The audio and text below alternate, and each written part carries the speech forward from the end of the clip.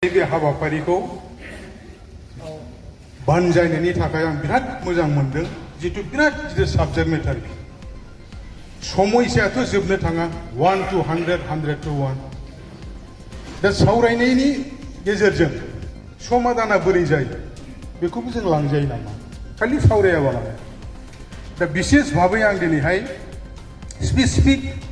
आंनि स्कुलनि समयसाखौ आं बुंनो नागिराखै अभार इन जेनेरेल जितु समयसाया एखे सोलोंथाइनि समयसाया बयनाबो एखे बेहाय मोनथामसो टु दा पइन्ट आङो रायखांनानै होनो नागिरदों आरो बेहाय बिनि सायाव खामानि मावलायोबा मोजां आरो नाम्बार 1 जितु दा लोगो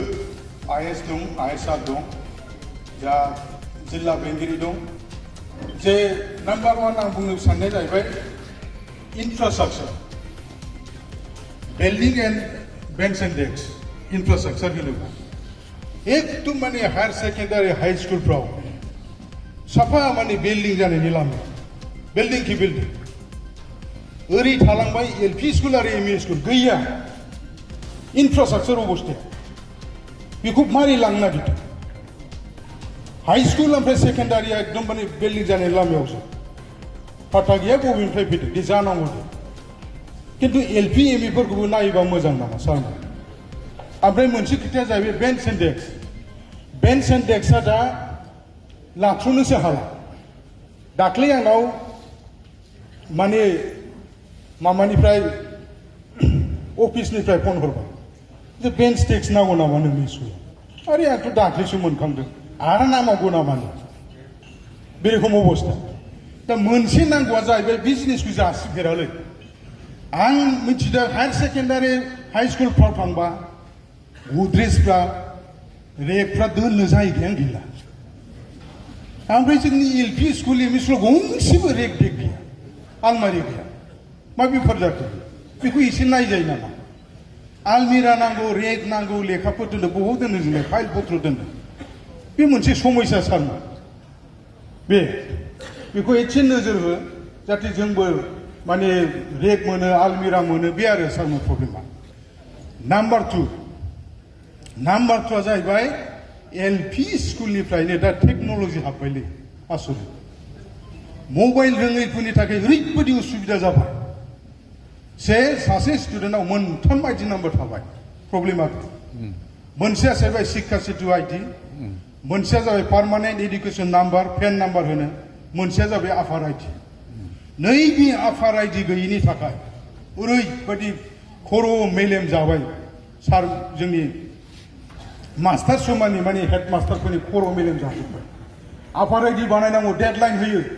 अफिसनिफ्राय डेडलाइन हरो एथ' थारिखनि जों कमप्लिट खालामो बोरै खालामगोन जाय गथ'नाव आधार कार्ड गैया जाय गथ'नाव डेट अफ बार्थ गैया इमारजेन्सि नैबे टेकनिकेल इसु बे प्रब्लेमखौ एमआइएसफोरजों रायज्लायनानै बोरैबा गावसोरनो मावनो हायो नामा खारन जों मबाइलाव एक्सपार्ट नंजोबा आं रोंगौ जानो हागौ सेकेन्डारिनि मास्टारफ्रा एक्सपार्ट जानो हागौ किन्तु एलपी स्कुलनि मास्टारफ्रा इसेबां एक्सपार्ट गैया नैबे टेक्न'लजि मबाइलावहाय बेखौ एमआइएसफोरजों रायज्लायनानै बिसोरनो जाहाथे खालामनो हायो नामा आफार आइडिफोरनि समस्याखौ लानानै माथा गरम जाजोब्बाय जों मा क्वालिटि इडुकेसन होनो मा चान्स मोनो जोंलाय परिबेस गैया बे रोखोम दहाय सासे सार बुंदों खालि माने खामानि अनलाइन खामानि सानसेयाव मोनथाम बे अनलाइन खामानि जाय सानसेयाव मबाइल नाया जाय हेडमास्टारा मबाइल नाया SMS नाया बे थैखागोन ओरैबायदि खामानि खेला मोनो आसुरित बिनि सायाव सारमोना एसे इनिसिएटिभ लानांगौ आंनि मथे नाम्बार 3 जाहैबाय दहाय सासे सारा बुंदों सेकेन्डारि सारा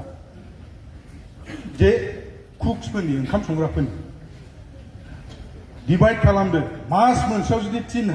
1000ल'बा सानसेयाव बेसेबां गोलैयो दे डिभाइड खालामलाय सोर फाग्ला मावनो बे हाजिराखौ 30 थाखा हाजिरा 30 थाखा हाजिरानि थाखाय बे मानसिया 9टायावनो स्कुलाव फैनांगौ फुङावबो दस्रा खामानि हाजिरा मोनला ओंखाम संखांनानै जाहोखांनानैबो बेलासियाव न'आव थानानै दस्रा खामानि मोनला 30 थाखा हाजिरा थैदों सोर मावगोन बेखौ दा बेखौ अननानै जोंनि दुलाराय बर' फरायसा आफादफ्रा जातीय संगठनफ्रा एकदम बेखौ प्रेसार होथारनांगौ बिसिनि बेथना बारायनांगौ बिसिनि बेथना बारायथारनांगौ 30 थाखानि बेथन गैया बेहाय आजिखालि अन्नानै बेखौ एकदम सरकारनाव थांनानै दाबि खालामहैदो आंनि मथे बिस्राथ' लाइफ दंना संसार दंना बोरै जिउ खुंनांगौ बिसोरलाय बे 30 थाखाजों बिराद गिदिर बार्निं प्रब्लेम बेखिनिखौ समयसाखौ आं प्लेस खालामबाय सारमोनहा हयथ' नट खालामदों आरो बे खामानिखौ इनिशिएटिभ लागोन दा आंनि स्कुलाव जोंना माने 2013 सनाव प्रभिन्सियेलाइज आंना सासे